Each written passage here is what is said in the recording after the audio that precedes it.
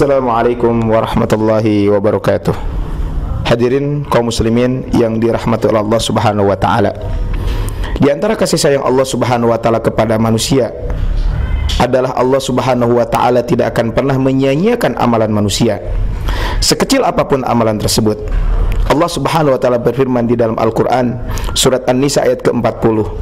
Sesungguhnya Allah tidak menganiaya seorang pun walaupun sebesar zarrah. Dan jika ia adalah kebajikan, niscaya Allah akan melipat gandakannya dan memberikan dari sisinya pahala yang sangat besar.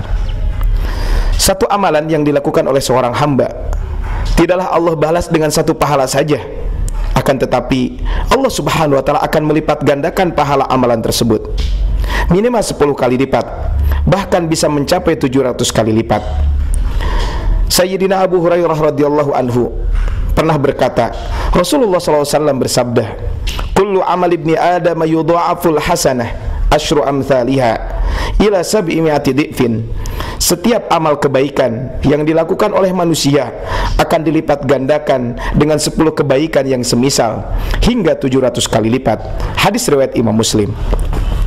Selain kaidah dalam memberikan pahala seperti yang dijelaskan di atas, dalam Al-Quran dan hadis-hadis Nabi SAW dijelaskan pula bahwa terdapat beberapa amalan yang pahalanya dilipat gandakan lebih dari 700 kali lipat, atau pahalanya adalah dilipat gandakan tanpa batas. Apa saja amalan tersebut? Yang pertama adalah menjalankan ibadah puasa. Puasa yang dimaksud adalah bisa jadi puasa wajib ataupun puasa sunnah.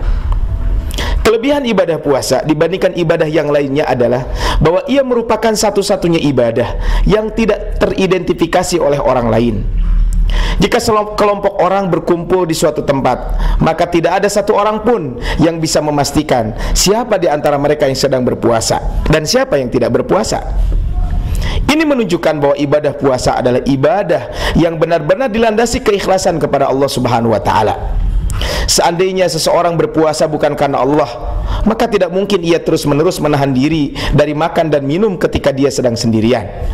Orang yang berpuasa benar-benar melakukan ibadah tersebut dengan kesadaran penuh hanya untuk meraih ridho Allah Subhanahu wa taala.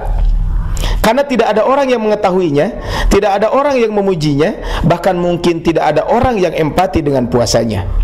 Allah Subhanahu wa taala berfirman dalam hadis qudsi, disebabkan dia telah meninggalkan syahwat dan makannya karenaku. Hadis riwayat Imam Bukhari dan Imam Muslim.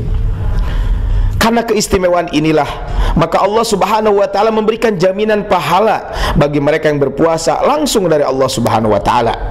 Dalam sebuah hadis qudsi, Allah Subhanahu wa taala berfirman, kullu amal ibni adam lahu illa shaum. Setiap amal manusia adalah untuknya kecuali berpuasa. Fa innahu li wa ana ajzi bihi. Amalan puasa tersebut adalah untukku dan aku sendiri yang akan membalasnya. Hadis riwayat Imam Bukhari dan Imam Muslim. Kaum muslimin rahimakumullah. Yang kedua adalah sabar. Orang sering keliru memahami makna sabar. Sabar seringkali dipahami sebagai tindakan pasif, menerima apa adanya dan tidak melakukan apapun.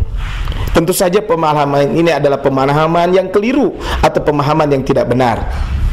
Sabar setidaknya meliputi 3 hal. Sabar secara mental, sabar secara lisan, dan sabar dalam perbuatan.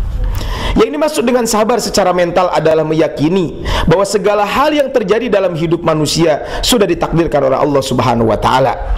Kemudian ia ridho dan ikhlas menerimanya.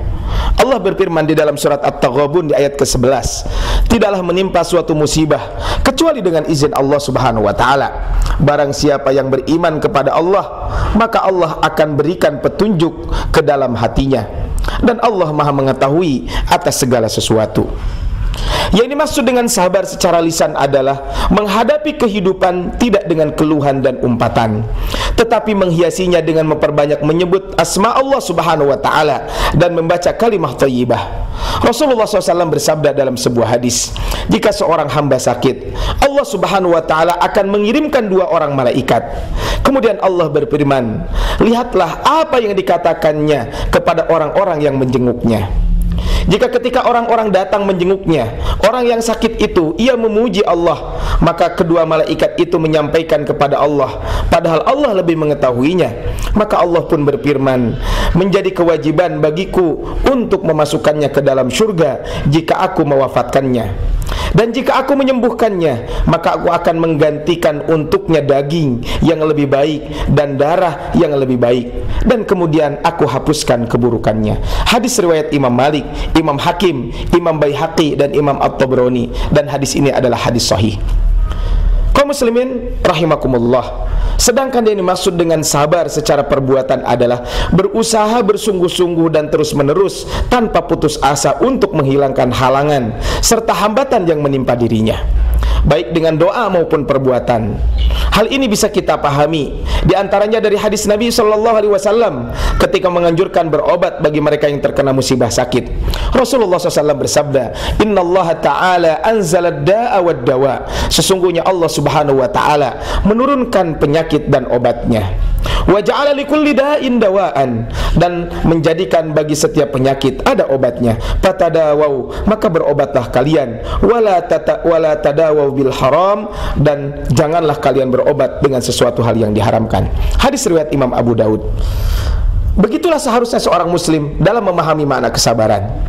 Jika seseorang bersabar, maka Allah Subhanahu wa ta'ala akan memilihkan, akan memberikan pahala yang terbaik buat dirinya, yaitu pahala yang tanpa batas. Innama yuwaffas sabiruna ajrahum bighairi hisab.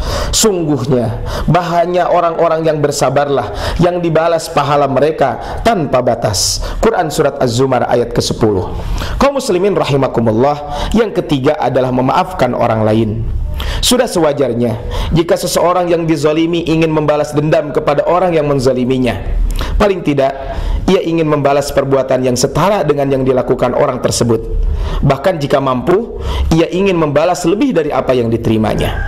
Jika seseorang dicela dan dihina, rasanya ingin membalas hinaan itu, bahkan kalau bisa lebih pedas dari hinaannya. Demikian pula jika dipukul, ditendang, dituduh, dilecehkan, dirampas hartanya, dan berbagai jenis kezaliman lainnya. Perasaan ingin membalas kezaliman orang lain terhadap diri kita ternyata tidak seiring dengan arahan dari Allah Subhanahu wa ta'ala.